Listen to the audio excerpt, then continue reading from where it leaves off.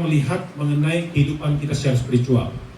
Prioritas surga adalah Yesus sendiri katakan, ya berbicara kan tadi di bersama sahabat sebenarnya kita tidak bahas lebih dalam. Waktu ditanya bagaimana saya mau selamat supaya dapat kerajaan surga, apa Yesus katakan? Apa hukum Tuhan katakan? Dan dikatakan apa? Yang pertama prioritasnya adalah apa? Menempatkan Tuhan yang pertama, mengasihi Tuhan dengan seluruh hati kita, jiwa kita, pikiran kita, dan kekuatan kita. Dan yang kedua adalah mengasihi sesama seperti dirimu sendiri. Jadi prioritas kita seharusnya Tuhan yang pertama dan sesama kita sebagai yang berikutnya. Itu artinya apa? Artinya adalah bahwa Tuhanlah yang menyiapkan semua kebutuhan kita untuk kita bagikan, untuk kita berikan, supaya kita bisa selalu melayani. Tetapi bagaimana praktek kita? Khususnya orang Advent ya, karena tidak semua orang percaya dengan apa yang diajarkan Yesus dan juga mereka tahu. Apakah kita sekarang menempatkan Tuhan yang pertama? Saudara, secara sederhana, saya sudah pergi berbakti di banyak negara pada saat melewatkan hari Sabat di negara-negara yang lain. Hampir semuanya punya budaya yang sama. Kalau mulai kebaktian, entah itu jam 9, entah itu setengah 10, atau ada juga yang jam 10, biasanya hanya beberapa orang yang ada di dalam ruangan kebaktian. Nanti kalau sudah mendekati akhir baru apa? Penuh, bahkan kadang-kadang tidak cukup kursinya. Saya masih ingat, mungkin sekitar 10-15 tahun yang lalu, pertama kali kami ke gereja pertama di Singapura. Jam 9 kurang, hanya sekitar 10 orang kami yang ada di gereja. Jadi itu gerejanya besar sekali, itu mungkin sekitar 300-400 orang jumlahnya untuk kursinya ya. Dan yang lebih ironisnya adalah pada saat saya menoleh ke belakang, ternyata teman juga dari Indonesia juga sebagai tamu saat itu. Dan ternyata dari 10 orang itu hanya 1 orang anggota diakonnya yang datang dan dia bantu. Jadi masih untung ada orang yang sudah lebih dulu datangnya. Berarti kita apa? Untuk orang Advent sekalipun, Tuhan belum tentu menjadi prioritas utama kita. Minimal secara general, secara umum. Saya tidak berbicara individu. Ya. Ini di gereja yang lain, ya, gereja Advent yang lain. Dan juga yang kedua adalah diri sendiri. Kita juga lupa untuk menolong orang, membantu orang, bahkan sesama kita di dalam gereja. Kami di gereja ada 1 orang yang suaminya sekarang sudah mulai malas ke gereja karena dibilang banyak yang munafik di sini. Dulu mereka pindah ke gereja kami karena di lantai bawah waktu itu ada pemilihan dan sampai baku pukul. Jadi dibilang gereja udah nggak benar, dia pindah ke gereja kami. Sampai di atas ternyata ada masalah juga, akhirnya bilang dia sudah mulai malas ke gereja. Jadi istri anak yang masih ke gereja rutin tiap saat. Karena dikatakan apa? Hanya cukup ya. Itu pun mereka lupa untuk bagikan. Seringkali apa? Mereka simpan dan timbun untuk diri sendiri. Beberapa bulan yang lalu, mungkin sekitar 2 bulan ya, ada penggerebekan yang katanya emasnya 1 kilo lebih banyak dari yang orang Jakarta rata-rata pernah lihat. Berapa kilo adanya disimpan? 74. Rata-rata orang Jakarta katanya lihat itu biasanya hanya berapa? Hanya 73 kilogram. Ada tahu? Itu yang di Monas, 73. Waktu dibilang itu segini. Dari mana saya pernah lihat emas 73 kilo? Ternyata di Monas ya. Disimpan saudara. Punya lebih banyak, kenapa tidak ditampakkan ya? Jangan dibagi, mungkin ditampakkan saja. Karena di Monas kita cuma lihat kan. Bahkan untuk ditunjukkan pun takut, ya harus disimpan. Itulah prioritas yang salah di kehidupan kita. Baik. Yang berikut juga. Akibatnya apa? Karena prioritas yang salah itu seringkali kita lupa untuk sarapan. Ini pola hidup kita di kota besar sekarang, bahkan hampir seluruh dunia. Kemudian tidak ada juga kebaktian keluarga. Dan juga dikatakan waktu tidur pun kadang-kadang sudah sangat berkurang. Dan kita selalu khawatir. Kenapa? Karena memang kehidupan kita penuh dengan perjuangan. Ya? Nah, kenapa kita sampai punya pola hidup seperti ini? Baik, ada satu data yang saya ingin tunjukkan. Ini dari 2020 ya, Global Wealth Distribution dari Swiss. Mereka mengatakan gini, dalam kurva ini, di sebelah kiri ini adalah persentase dari orang dewasa di dunia, pencari nafkah. Baik, dikatakan kalau umpama diciutkan seluruh manusia dewasa di dunia ini, dari kurang lebih 8 miliar total ya, hanya ada 100 orang, 100% 100 dikatakan 55 atau bisa dikatakan 50 orang itu berada di tingkat yang paling bawah. Ya, 50% lebih di tingkat yang paling bawah. Dan di sebelah kanan ini adalah pembagian kekayaan sumber daya yang ada di dunia. Jadi, yang 50 orang lebih tadi harus berebut 1% dari kekayaan di dunia. Jadi 50 orang setiap hari harus bangun lebih pagi, kerja lebih keras, lebih cepat, lebih pintar, supaya bisa memperebutkan satu piring nasi. Yang kalau dibagi logikanya tidak akan pernah cukup. Makanya kita jadi khawatir. Karena memang faktanya seperti itu di dunia ini. Baik. Nah, kalau sudah mencapai apa? Anak sudah mulai dikirim rencanakan di sekolah yang terbaik, sekolah favorit. Mungkin ada sekolah yang gratis atau dekat rumah, nggak mau. Harus favorit supaya apa? Kompetisinya jauh lebih mudah. Dan apakah cukup kalau sudah sekolah favorit? Tidak. Harus lulus yang terbaik. Ya? Harus top of the class. Supaya nanti bisa tamat, dapat pekerjaan di perusahaan besar, dengan gaji yang besar, nanti banyak harta sehingga bisa bahagia. Pertanyaannya, apakah betul demikian? Sebagian besar keluarga menempatkan pendidikan kepada anak-anak mereka di sekolah, dipercaya kepada guru. Kalau di Indonesia dikatakan guru itu apa istilahnya? Pahlawan tanpa tanda jasa. Tanda jasanya aja tidak ada, apalagi ngomong gaji. 2 minggu lalu saya menikmati salah satu kebaktian sahabat terbaik dalam hidup saya. Karena waktu malam hanya 18 derajat, AC-nya full blast. Waktu siang mungkin hanya sekitar 20-22. Jadi nikmat sekali. Gereja, ini sudah mulai keringat saya di sana sebagian harus pakai jaket ya. Kemarin 2 minggu lalu saya melayani di Medicine School di Mobuya. Jadi kurang lebih 160 km dari UNER. Hampir tidak mungkin sama sekali. Contoh sederhana saudara ini. Kami sering travel, bahkan pernah tinggal di luar negeri. Saya suka jalan orangnya, dan saya suka makan, saat yang sama suka makan. Walaupun I'm not a foodie person, saya bukan orang yang suka mencoba makanan baru, tetapi saya cukup sering mencoba dan jatuh cinta ke makanan beberapa yang saya coba dari luar negeri. Tetapi karena dari luar negeri, apa nama makanannya kan berbeda pertama. Ada yang mie ya, negara oriental hampir semuanya mie, kemudian ada yang dalam bentuk burger, dalam bentuk sandwich, ada yang kentang, berbagai macam bentuknya, bahkan juga ada yang dalam bentuk pizza, ya. Ada yang dalam bentuk pasta. Saya suka dan saya bisa masak. Beberapa jenis makan itu saya suka masak sendiri, karena memang saya tukang makan. Tetapi karena saya dibesarkan sebagai orang Melayu, orang pribumi, sekenyang-kenyangnya makan pizza, itu belum kenyang kalau belum ada apa? Nasi. Makanya waktu kami travel, kalau dalam waktu yang panjang ke luar negeri, saya travel selalu bawa beras sendiri, bawa rice cooker sendiri. Matthew jadi saksinya. Jadi karena saya dibesarkan biasa dengan nasi, bagaimanapun saya tetap cari nasi kemanapun saya pergi. Kemarin saya pulang dari sana pun saya bawa beras 1,5 kilo waktu ke Mobuya 10 hari. Jadi mereka sampai banyak yang mau coba, karena berasnya agak berbeda dari yang bisa makan ya. Nah, tetapi dikatakan pendidikan orang tua lah. Kenapa? Di 7 tahun pertama, Andalah orang tuanya. Dan tujuan utamanya bukan untuk mencari nafkah, tetapi untuk melayani. Baik, yang berikut. Saudara-saudara kita lihat fakta yang sama dari sudut pandang yang berbeda. Untuk satu orang yang sangat beruntung, mereka yang paling kaya, 1%. Oke? Bayangkan yang di bawah 50% lebih ya, di atas hanya 1%. Tetapi mereka punya akses 46%, hampir setengah. Jadi yang tadi 50 orang bangun sepagi mungkin supaya bisa dapat karena memperebutkan satu piring nasi. Ini ada satu orang yang bangun pagi sudah punya 50 piring nasi. Itulah tidak adilnya dunia sekarang ini. Makanya sebagian besar hidup dalam kekhawatiran. Tetapi pertanyaannya adalah, apakah mereka yang 1% itu hidupnya lebih bahagia dari kita? Saudara, siapa yang tidur lebih nyenyak?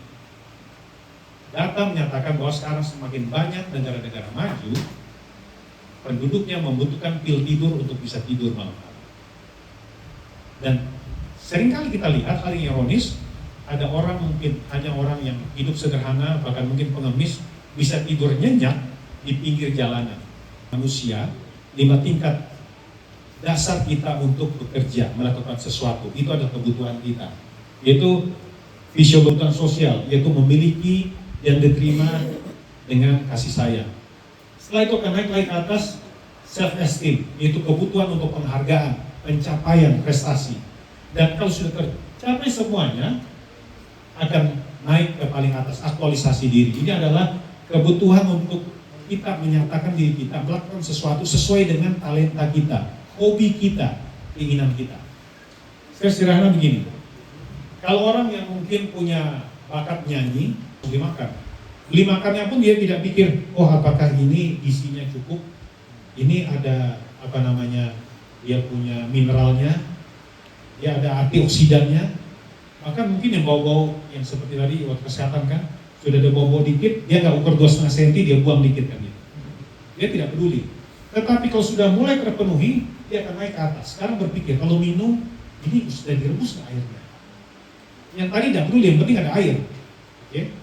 Dan setelah itu, akan mereka makan bareng. Saya mau ikut, walaupun saya nggak terlalu suka makanannya. Kalau sudah mulai tercapai 3 ini, akan naik ke atas. Sekarang kalau makan harus difoto. Saya harus kasih tahu, walaupun saya makan rendang, tapi saya mau tunjukkan rendang saya bukan rendang siang atau malam. Rendang saya pagi sore. Ini bukan rendang sederhana lagi. Anda lihat ya. Jadi motivasi Anda akan menentukan Anda punya tindakan, perilaku Anda. Kalau sudah terpenuhi semuanya, di atas Anda sudah tidak peduli. Jadi ada orang punya hobi nyanyi, dia menyanyi,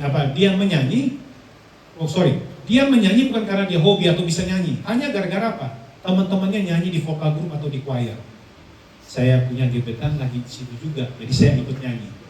Anda lihat ini di 3. Tapi kalau di 4, disuruh nyanyi dibilang ini, sorry Tom, kalau nyanyi di PA atau sekolah sahabat gua nggak mau, kalau sekolah sahabat mau, kalau di khotbah mau.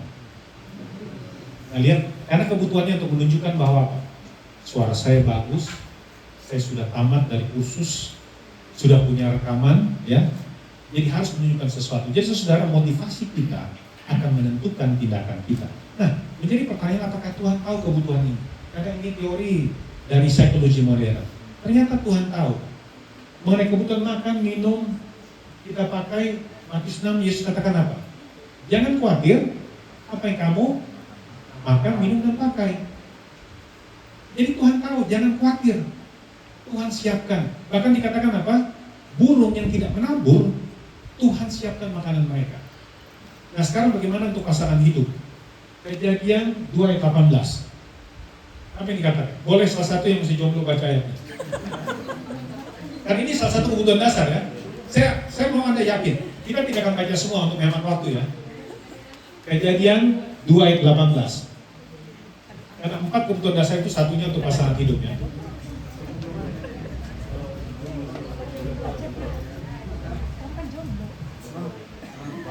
Boleh baca?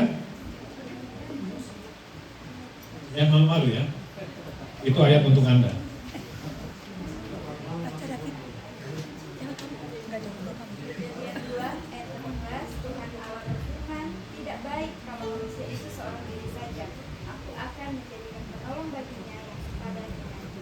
Puji Tuhan. Jadi Tuhan tahu kebutuhan apapun juga, bahkan untuk pasangan hidup kita. Saya tidak melihat di situ ada komentar sebelumnya bahwa Adam yang nanya dulu ke Tuhan. Tapi Tuhan yang menyiapkan, dan dia mengatakan tidak baik bagi manusia seorang diri. Baik, naik ke posisi kedua untuk kebutuhan keamanan. Dalam Mazmur 34 ayat 8, siapa yang hafal ayat ini? Katakan apa? Untuk perlindungan kita dari mara bahaya. Dikatakan apa? Malaikat Tuhan berkemah sampai standby di luar. Dia jaga kita, dia lindungi kita. Ada yang tahu? Ya, kita bisa satu catatan berapa kemampuan seorang malaikat Tuhan berhadapan dengan tentara musuh. Ada yang ingat? Di cerita Raja Hizkia, satu malaikat bisa membunuh apa? Tentara Assyria. Sebanyak berapa? 185.000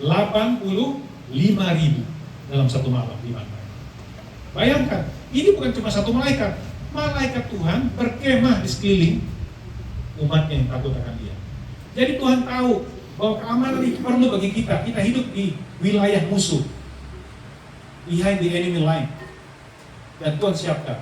Dan apakah hanya masalah fisik? Apakah kita perlu juga masalah keamanan secara mental? Saudara, saya pernah dengar salah satu orang paling kaya di Indonesia, waktu itu kasih tahu namanya, saya lupa, karena belum pernah dengar sebelumnya. Dan supirnya, bapak yang undang saya makan itu baru cerita, Pak, saya tadi sama-sama bos ke rumahnya teman bisnisnya ini di Menteng. Dan dia bilang waktu siang kami ke rumah makan Padang untuk beli makanan, karena ada 15 orang tentara baret merah yang juga ikut bertugas menjaga keamanan rumahnya. Jadi saya temanin beli lauknya, dia cerita lauknya apa aja. Jadi beli nasi Pak, dan nasinya double, lauknya juga double Pak. Terus dia punya satpam juga di rumah. Satpamnya berapa? 30 orang. Dia bilang satpamnya dibeli makan, nah, kalau satpam dimasakin di rumah. Jadi satu shift di rumahnya 45 orang menjaga. 15 orangnya tentara baret merah aktif. Terus saudara, saya belum pernah lihat kejahatan yang begitu mengerikan terjadi di Jakarta. Saya pernah di Afrika, kalau di sana, salah satu waktu di Kenya ya, kalau Anda masuk ke dalam money changer, Anda masuk ke ruangan seperti itu, kurang lebih dua besar lemari ini. Dan itu kerangkeng langsung dikunci. Jadi setiap orang bertransaksi, ada, jadi kayak, kalau yang tahu di warnet zaman dulu, nah seperti itu, ruangan satu-satu, kita masuk dikunci. Dan di luar tentara yang jaga, security yang pakai senjata otomatis. Jadi saya belum pernah lihat kejahatan yang sampai begitu mengerikan. Itu artinya apa? Dia punya ketakutan secara emosi, secara psikis, sampai perlu 45 orang penjaga di rumahnya. Tetapi Tuhan katakan apa? Tuhan memberikan damai sejahtera untuk melindungi kita. Jadi Tuhan tahu kita perlu tidak hanya keamanan secara fisik, tapi juga secara psikis. Yang berikut juga, untuk social needs, kebutuhan untuk diterima. Yohanes 15 ayat 15 sampai Yesus katakan. Ada yang hafalnya juga? I no longer call you servant. Saya tidak memanggil kau lagi sebagai pelayan, tetapi apa? Sahabat.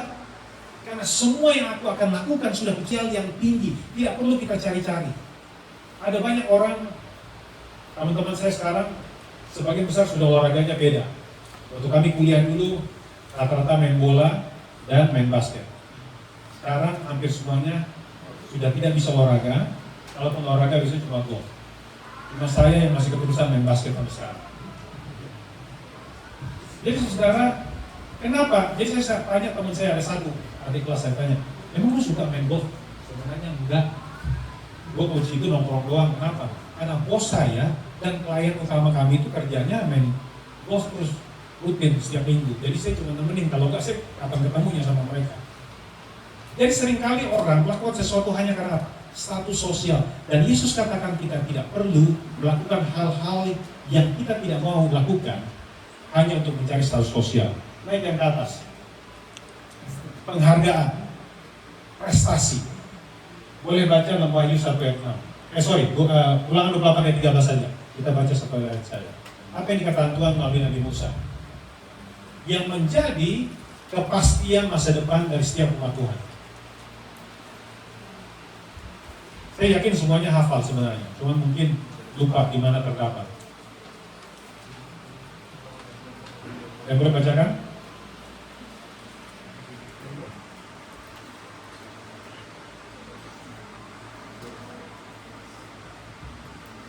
Boleh? Ini statusnya apa saja? Boleh baca. Ulangan 28 ayat 13, Tuhan akan mengangkat engkau menjadi kepala dan bukan menjadi ekor. Engkau akan tetap naik dan bukan turun apabila engkau mendengarkan perintah Tuhan Allahmu yang disampaikan pada hari ini kau lakukan dengan setia. Syaratnya hanya satu. Katakan apa bagian akhir? Kalau kita lakukan dengan setia, setiap tugas yang diberikan, kita pasti akan naik terus jadi kepala. Dimanapun jadi kepala. Siapa contoh paling besar untuk karir yang kita bisa lihat yang Tuhan bantu karena dia setia, dia lakukan? Yusuf kan? Bayangkan dia mulai dari apa? Hanya seorang budak. Terus saudara, saya satu tokoh yang saya kagumi di dunia adalah Arnold Schwarzenegger. Karena dia memulai dari lingkungan yang kurang mendukung, tetapi dia berhasil dalam bidang olahraga menjadi yang terbaik, jadi Mr. Universe dalam bidang olahraga. Dia jadi terbaik di dunia. Dan tidak hanya itu, dia lompat ke karir berikut. Apa karirnya berikut? Seorang aktor, ke politik, dan jadi apa? Jadi gubernur California. Saudara, Kalau tidak ada batasan peraturan di Amerika bahwa yang jadi presiden harus warga negara Amerika dan lahir di Amerika, menurut banyak ahli, Arnold bisa menjadi salah satu presiden Amerika. Tetapi dia lahir bukan di tanah Amerika. Dia masuk menjadi warga negara Amerika melalui program naturalisasi. Yusuf seharusnya juga mengalami proses yang sama, tidak mungkin menjadi Perdana Menteri di Mesir. Tidak mungkin, saudara. Dari seorang budak bisa jadi Perdana Menteri yang menjalankan seluruh kerajaan. Keadaan yang sangat tidak menguntungkan kaya raya pemilik tanah. Tetapi karena berbagai intrik yang terjadi dalam keluarganya, termasuk kesalahan ayahnya sendiri, karena dia dimanja dengan abang-abang yang lain, sehingga dia jual jadi budak. Tetapi waktu dia jadi budak yang paling dipercaya. Dia jadi kepala budak. Waktu dia jadi tahanan, dia jadi kepala tahanan. Yesus dan setiap anaknya yang percaya kepadanya. Baik, yang berikutnya. Arthur Brooks dan Oprah Winfrey, mereka membuat satu buku. Ini salah satu buku yang terbaik ya kalau Anda suka bicara untuk karir dan untuk juga pengembangan pribadi. Build the life you want. Arthur dan Oprah Winfrey yang tetap. Anda bisa lihat juga di di TED Talks atau di YouTube, ada banyak dia punya seminar. Arthur Brooks ini adalah salah satu profesor di Harvard University untuk graduate schools business MBA study. Karena begini, mungkin aneh kedengarannya seorang profesor di Harvard mengajarkan mereka bahagia, tapi Anda tahu kelasnya itu harus ngantri. Untuk masuk kelas harus ngantri. Bahkan dibilang ada beberapa murid saya diam-diam itu selalu dia dia kirim keluar live. Walaupun itu melanggar aturan, tapi saya tahu beberapa yang saya lakukan. Karena kelasnya begitu sangat diminati. Dan dikatakan, untuk mencapai kebahagiaan dikatakan ada 4 kunci utama secara sederhana. Dikatakan yang pertama adalah, mungkin ini rahasia yang nggak boleh dibaca. Jadi yang pertama adalah mengenai iman atau faith. Iman. Saya sangat takjub mendengarnya. Seorang kulit putih di universitas terbaik dunia tetap mengajarkan bahwa iman adalah hal terutama untuk mencapai kebahagiaan. Yang kedua adalah family. Yang ketiga, friends. Dan friends cukup menarik karena dikatakan ini. Biasanya di zaman sekarang, kita memiliki friends itu deal friends misalnya. Teman bisnis, lebih ke mengarah ke bisnis yang menguntungkan. Tapi dikatakan, deal friends atau teman bisnis itu yang kita anggap berguna untuk karir kita, untuk kekayaan, untuk meningkatkan kita punya karir dan semuanya. Dikatakan bahwa deal friends itu tidak ada gunanya, tidak ada kontribusi untuk kebahagiaan Anda. Yang lebih berguna adalah sahabat sejati atau useless friends. Karena seringkali itu secara ekonomi merugikan. Mungkin kita harus lebih banyak bantu mereka. Tetapi untuk kebahagiaan saudara, dikatakan itulah yang lebih berguna. Dan kerja. Tadinya saya berpikir pekerjaan ini dia akan berbicara mengenai kerjalah di perusahaan yang punya jangkauan luas. Perusahaan internasional atau memberikan kesempatan karir yang baik. Tidak, yang dikatakan ada 2 hal kuncinya. Yang pertama adalah yang memberikan kesempatan Anda untuk mengembangkan potensi yang terbaik. Dan yang ketiga, melayani. Saudara, ini adalah prinsip di Alkitab sebenarnya. Jadi kalau Anda mau bahagia, Anda tidak perlu jauh-jauh harus ke Harvard untuk belajar bagaimana cara untuk bahagia. Kalau ada kesempatan, jangan ditolak. Tetapi minimal kita sudah mulai dengan apa? Mencari di Alkitab kunci kebahagiaan itu. Yang berikutnya, nah, sangat disayangkan kita di gereja seringkali karena prioritas yang salah, akhirnya guidelines, panduan yang kita miliki itu kita tidak lakukan sebaik-baiknya. Contoh sederhana, ini kan dari pembagian kita ya, yang sahabat itu lampu KSS kan. Singkatan dari apa? Unit kerja sahabat. Tapi Anda analisa ya, ini kembali ya di gereja yang lain ya, gereja yang lain. Di mana kerjanya? Dibilang UKS dalam bahasa Inggris itu Sabbath School Action Unit. Di mana actionnya?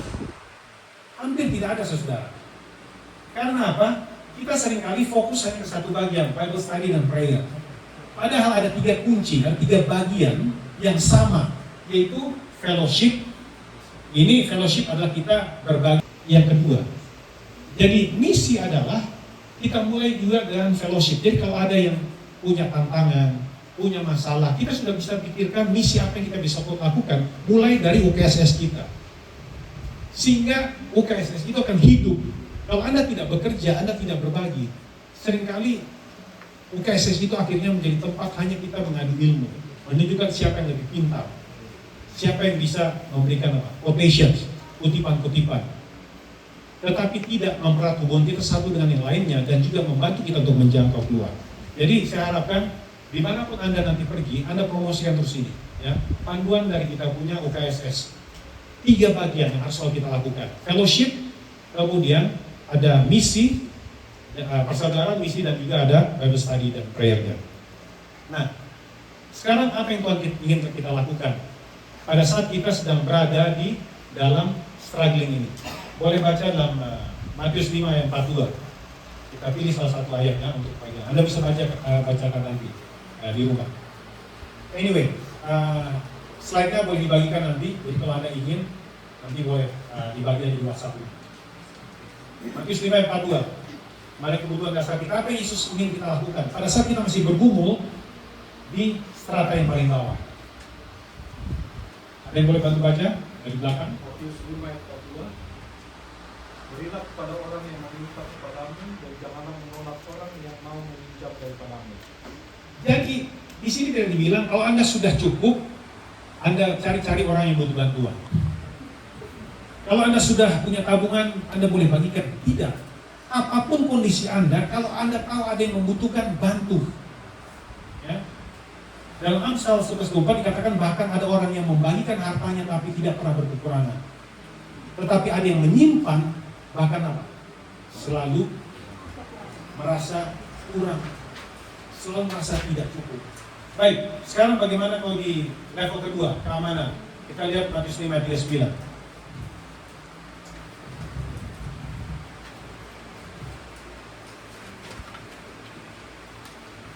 Boleh salah satu bantu baca?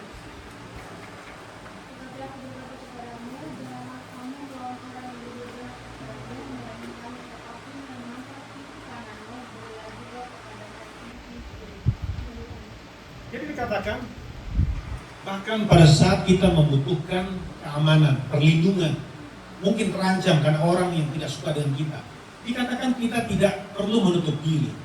Bahkan kita keluar menolong mereka apa?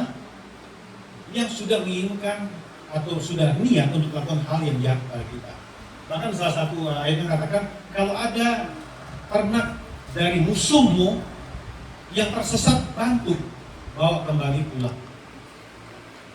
Kita lihat lagi Matius 5 ayat 44 untuk social needs, kebutuhan sosial kita, kebutuhan kita untuk diterima dan disayangi. Matius 5 ayat 44. Tetapi aku berkata kepadamu, kasihilah musuhmu dan berdoalah bagi mereka yang menganiaya. Bahkan yang keren dengan orang yang statusnya baik, yang mau menerima kita, bahkan pada musuh kita, doakan mereka. Itu artinya apa? Kita harus berikan upaya kita untuk mencari mereka, menyelamatkan mereka, bawa mereka kepada Yesus. Dan yang bagian atas, Matius 23:11 untuk penghargaan. Barang siapa terbesar di antara kamu, hendaklah ia menjadi pelayan. Baik, pada saat kita merasa kita perlu menunjukkan bahwa kita sukses, kita pun menunjukkan status kita. Ingat, Yesus sendiri kan apa? Layani. Yang lebih tinggi, lebih terhormat, lebih penting harus lebih melayani dari yang lain. Saudara, seringkali kita berusaha untuk memaksakan orang untuk mengakui status kita.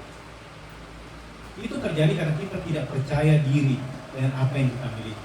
Orang yang selalu ingin menjual apa yang dia miliki, itu berarti apa? Orang yang punya rasa minder untuk masa lalu. Dan itu secara sederhana. Yesus katakan, engkau adalah anakku. Kita akan kembali ke surga. Jangan takut, mungkin tidak punya apa-apa di sini. Tapi ingat, ini bukan rumah kita. Jadi Tuhan ingin kita melayani. Pengutusan Agung Matius 28. Kita lakukan bahkan sejak kita berada di level-level bawah. Pada saat kita masih struggle. Terus kita lihat janda Sarfat. Kalau dia kasih, dia mati. Dia tidak kasih saja, dia akan mati. Tapi Tuhan sudah minta dia untuk berbagi. Pada saat contohnya mengenai di sini, pada saat kita menghadapi bahaya, seorang Samaria yang baik hati. Saya baca kembali ceritanya tadi malam, dikatakan bahwa dia tahu, kemarin, dia tahu bahwa dia punya risiko lebih besar untuk juga dirampok nantinya kalau dia lebih lama-lama di tempat tersebut. Karena itu memang daerah yang sangat berbahaya, daerah yang sangat rawan. Tetapi dia tetap mau mengambil risiko itu untuk menolak. Saudara, dimanapun kita berada, Tuhan ingin kita untuk selalu melayani, bahkan kepada musuh kita sekalipun. Saudara, saya ingin mengajarkan satu hal yang di ulang tahun saya tahun lalu, saya pelajari itu, karena saya ingin menemukan satu bukti nyata yang kita tidak bisa bantah lagi, bahwa Tuhan sanggup melipat gandakan apapun juga yang kita miliki apabila kita serahkan untuk melayani Tuhan. Baik, matematika surga. Saudara, mudah-mudahan Anda percaya dengan saya ya, karena kalau ditanya matematika beneran, saya punya nilai pernah dapat F. Dapat 0, berapa kali saya ujian betul dapat 0. Tapi kalau untuk matematika surga, saudara, mudah-mudahan Anda percaya dan saya akan tunjukkan bukti dari Alkitab. Okay?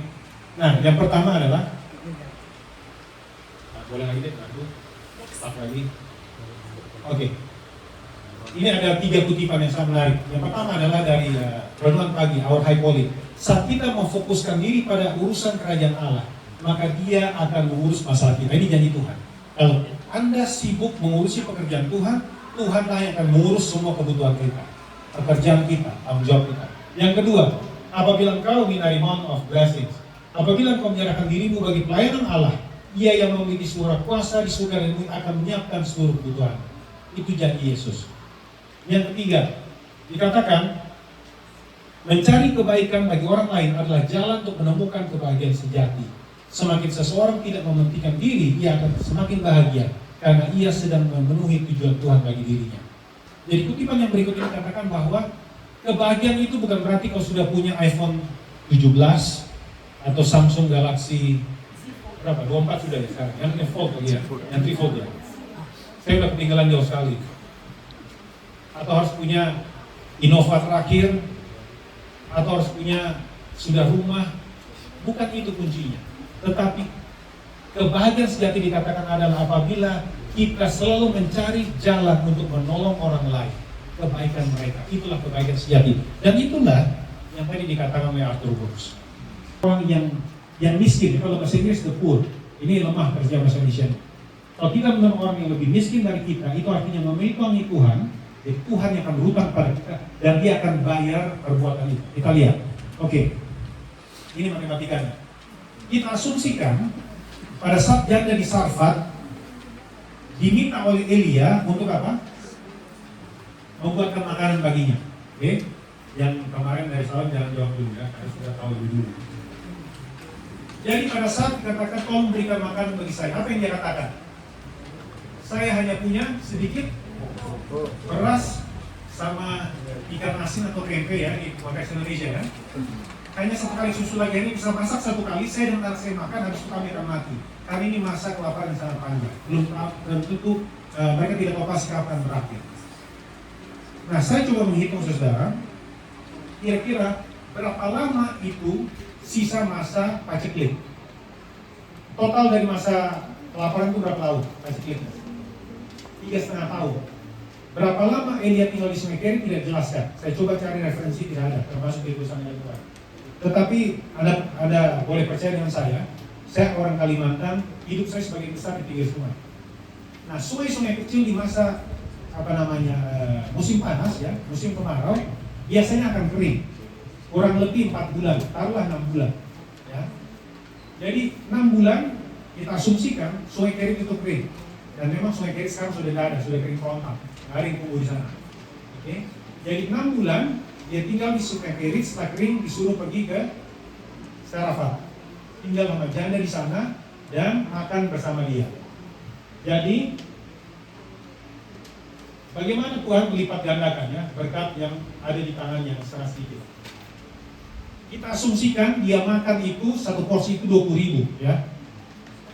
Kurang lebih ya 20.000. Tidak mewah itu kan, tapi sudah cukup 20.000. Jadi 20.000 dari apa yang dia punya dikali untuk porsi 2 orang, ya, ibu dan anak, dikali 3 kali sehari, dikali 3 tahun. Kita asumsikan 3 tahun masih pas kelaparan itu kan. dikasih 365 hari. Mungkin di yang pertama Anda coba hitung dulu di kalkulator HP Anda. Coba Anda hitung ya. Walaupun jawabannya sudah saya taruh di sini. Jadi kita asumsikan tadi 20.000 itu kalau saya tidak bagi, kami masak, kami makan, dan kami mati. Tapi dia katakan, buat dulu untuk saya dan Allah sudah janji akan dicukupkan kebutuhan. Dan dia menurut. Berapa dapatnya? Dari 20.000 saudara, Tuhan sanggup lipat gandakan dari 131.400.000 rupiah. Oke? Dia tidak berkekurangan. Bahkan lebih dari ini. Apalagi berkat yang Tuhan berikan kepadanya. Ada ingat ceritanya? Waktu anaknya sakit dan mati, apa yang dilakukan? Bahkan hidupkan kembali. Oke? Ada asuransi bisa lakukan ini, saudara? Ini yang Tuhan sudah janjikan dan sudah dibuktikan dalam kehidupan janda di Sarfat. Oke? Yang berikut lagi. Ini untuk melewati waktu ya, dalam rentang waktu 3 tahun. Kita lihat dalam waktu yang sama, lihat satu ruang. 5.000 orang, oke? Waktu 5.000 orang ini bagaimana waktu Yesus mau kasih makan mereka? Waktu Yesus tanya pada murid-muridnya kan, bagaimana kita kasih makan mereka? Apa yang dibilang? Tuhan, kalaupun ada 200 denari, kita belikan makanan, tidak cukup, walaupun dibagi dikit-dikit. Karena di sini tidak ada Carrefour, tidak ada bakery besar, ini kan di luar kota. Tetapi hanya seorang anak yang bawa dia punya makanan bekal makan siangnya. Mungkin yang baby juga ya, dibawa kan kecil.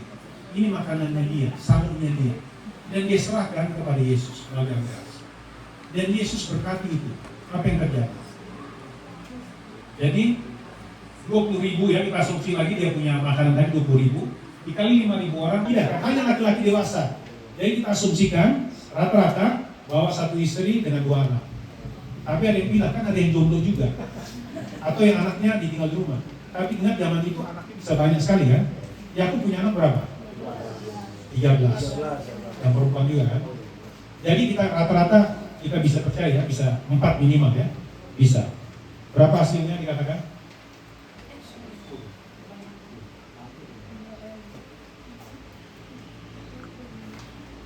Oke, 400 juta. Dan untuk di kasus yang kedua, 4.000 orang itu 320 juta. Saudara, untuk saya ini sudah cukup menarik, tetapi saya butuhkan yang lebih besar. Kenapa? Yang pertama adalah saya sudah pernah alami ini. Kami pernah punya cerita bagaimana Tuhan lipat gandakan sampai lebih dari 400 juta. Saya pernah berdoa di depan ATM saudara karena butuh uang untuk pelayanan mission trip kami tahun 2012. Jadi saya cari angka yang lebih besar dan akhirnya saya dapatlah angka ini. Pada saat waktu dan ruang digabungkan saat yang sama, Tuhan harus lipat gandakan di waktu yang sama, tetapi juga untuk jangka waktu rentang waktu yang panjang. 603.550 ini angka apa saudara? Dari salam jangan jawab dulu. Ada yang tahu angka dari Alkitab? 603.550. Itu angka apa? Ini adalah angka sensus bangsa Yahudi, bangsa Israel saat keluar dari Mesir. Kembali 20 tahun ke atas, pria saja. Istri dan anak tidak dihitung. Oke? Dan ini masih kecil saudara. Kenapa? Bangsa Lewi tidak boleh dihitung karena mereka tidak ikut berperang. Jadi ini angka yang masih kecil sebenarnya. Jadi kembali 20.000 ya, kita asumsikan 20. Dan ini nggak ada modal ya. Ini semua modal juga, 20.000 juga dari Tuhan sekarang. 20.000 dikali 603.550 dikali 4 anggota keluarga, dikali 3 kali sehari, dikali 40 tahun, dikali 365. Ada yang bisa baca itu saudara? Ada yang bisa baca itu apa?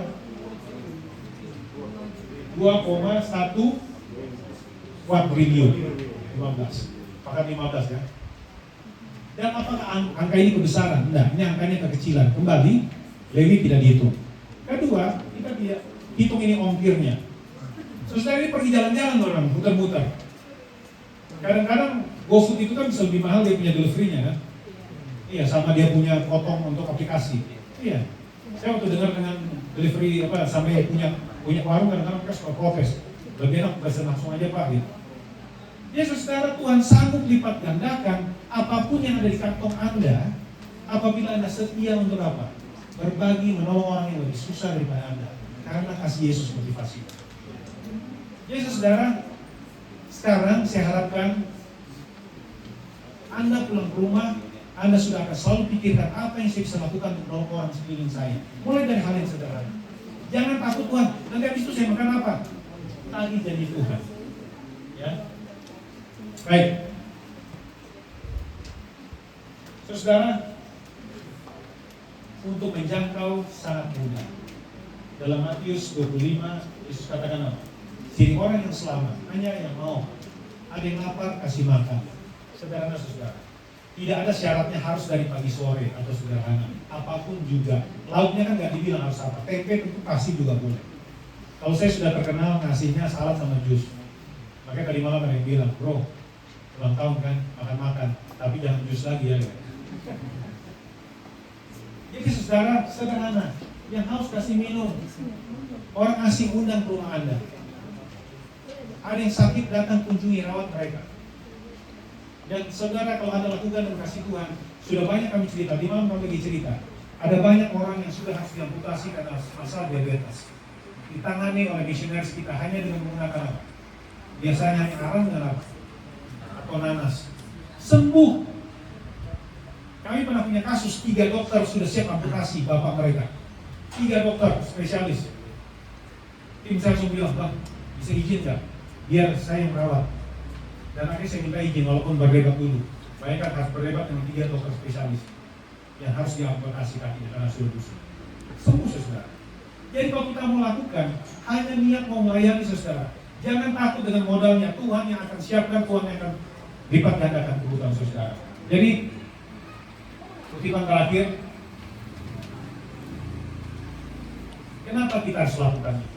Apakah Tuhan tidak bisa lakukan sendiri? Saudara, ketika kita mengasihi dunia sebagaimana Dia telah mengasihinya, maka bagi kita misinya telah selesai. Kita layak untuk masuk surga karena kita memiliki surga dalam hati kita. Karena Yesus rindu kita masuk surga. Dan kunci untuk masuk surga itu harus apa? Kita harus siap lebih dulu. Kita harus layak. Bagaimana caranya? Kita punya kasih untuk rela berkorban menolong orang yang bersusah di rumah. Dan kalau itu sudah kita miliki, kita sudah praktekkan dari ke hari, kita sudah berada di surga. Karena apabila kita mau melayani bersama dengan Tuhan, saudara, kesempatan banyak terbuka. Jangan takut Anda akan kurang. Jadi di waktu ini, ambil waktu, saya ada kasih waktu, ada 3 garis, Anda renungkan. Kalau punya keluarga, bisikan keluarga, apa yang kita bisa bikin? Harus ambil kesimpulan langsung, saudara. Bikin komitmen, jangan tunda. Salah satu penulis mengatakan, ujian bagi Anda untuk mempraktekkan apa yang Roh Suci katakan pada Anda hanya 10 detik. Harus buat keputusan. Jadi dalam 1 menit ini, renungkan sambil doakan. Apa yang saya bisa lakukan? Siapa yang butuh pertolongan sekarang? Mungkin hari ini, mungkin besok pada saat saya pulang ke Jakarta. Dan buat rencana Anda. Dan doakan kepada Tuhan. Tuhan berkati.